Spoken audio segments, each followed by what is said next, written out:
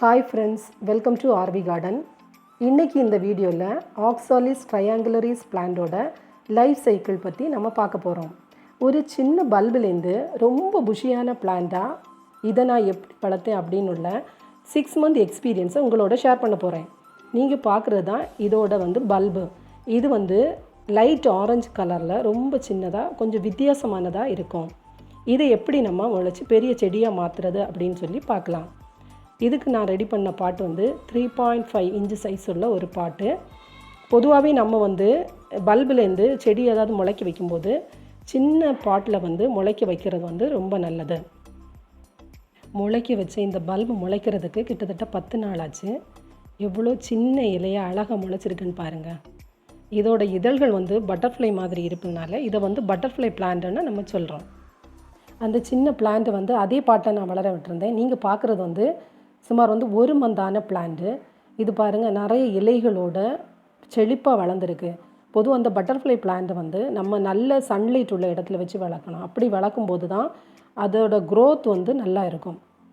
1 மந்தாக வளர்ந்த இந்த பிளான்ட்டை நான் இந்த சிமெண்ட் பாட்டில் ரீபாட் பண்ண போகிறேன். இது கிட்டத்தட்ட 5 இன்ச் ஹைட் உள்ளது. நீங்கள் இந்த பிளான்ட்டை வளர்க்கும்போது முடிஞ்ச அளவுக்கு பிரெட் அதிகமான பாட்டில் நீங்கள் வளர்த்திங்கன்னா இதோட பல்ப் சைடில் நிறைய ஸ்ப்ரெட் ஆகி நிறைய பிளான்ட்ஸ் சீக்கிரமாக வளரும். 2 மந்த்ஸ்க்கு அப்புறம் பிளான்ட் நல்லாவே வளர்ந்துருக்கு. நான் பொதுவாக மார்னிங் ஈவினிங் 2 தடவை பிளான்ட்ஸுக்கு தண்ணி விடுவேன். ஏன்னா நான் யூஸ் பண்ணுறது சிமெண்ட் பாட் ஆனதுனால இது சன்லைட்டில் இருக்கும்போது அந்த ஹீட்டை அப்சர்வ் பண்ணி வச்சுருக்கிறதுனால பிளான்ட்ஸ் சீக்கிரமே ட்ரை ஆயிரும். நீங்கள் முடிஞ்ச அளவுக்கு மண் பாட்டு கிடச்சுன்னா அதில் இந்த பிளான்ட்டை வளர்த்திங்கன்னா அதோட க்ரோத் நார்மலாகவே ரொம்ப நல்லா இருக்கும். இந்த பிளான்ட்டில் ஒரு டிசீஸ்னால் அதோட இலைகள் ஃபுல்லாக கம்ப்ளீட்டாக வளராமல் அங்கங்கே கட்டானது மாதிரி வளரும். நான் ஆரம்பத்தில் இது ஏதோ பூச்சி கடிச்சிச்சு அப்படின்னு நினச்சி அந்த இலைகளை கட் பண்ணி விட்டுட்டு இருந்தேன். ஆனால் எந்த பலனும் இல்லை. அப்புறம் என்ன பண்ணேன்னா மொத்தமாக அந்த பிளான்ட் இன்னொரு பாட்டில் ரீபாட் பண்ணேன். அப்படி பண்ணப்போ அது பழையபடி ஹெல்த்தியாக வளர ஆரம்பிச்சிது.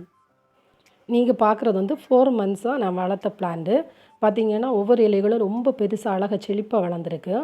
பொதுவாகவே நான் இதுக்கு காஞ்ச மாட்டுச்சாணியை தான் ஃபெர்டிலைசராக யூஸ் பண்ணுறேன்.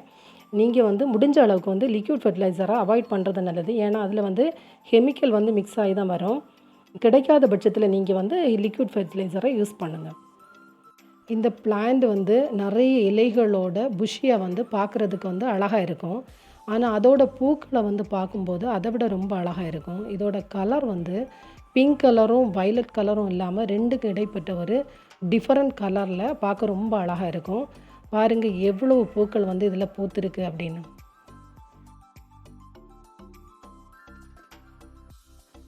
நீங்கள் இப்போ பார்க்குறது 6 மந்த்ஸாக நான் வளர்த்துட்டு இருக்க பிளான்ட்டு. பாருங்கள் எவ்வளவு இலைகளோட அதோட பாட்டே தெரியாத அளவில் புஷியாக வளர்ந்துருக்கு. இதில் நிறைய மொட்டுக்களும் பூக்களோடு வளர்ந்துருக்கதை நீங்கள் பார்க்குறீங்க.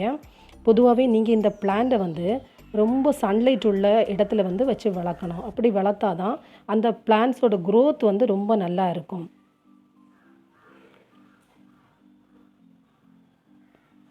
இந்த வீடியோ உங்களுக்கு பிடிச்சிருக்குன்னு நினைக்கிறேன். பிடிச்சிருந்தேன்னா மறக்காமல் ஒரு லைக் பண்ணுங்கள். என்னோடய சேனலை இது வரைக்கும் சப்ஸ்கிரைப் பண்ணாதவங்க சப்ஸ்கிரைப் பண்ணி எனக்கு சப்போர்ட் பண்ணுங்கள். இந்த வீடியோவை உங்கள் ஃப்ரெண்ட்ஸ் அண்ட் ரிலேட்டிவ்ஸுக்கு ஷேர் பண்ணுங்கள். வீடியோ பற்றின ஃபீட்பேக்கை கமெண்டில் சொல்லுங்கள். Thank you all.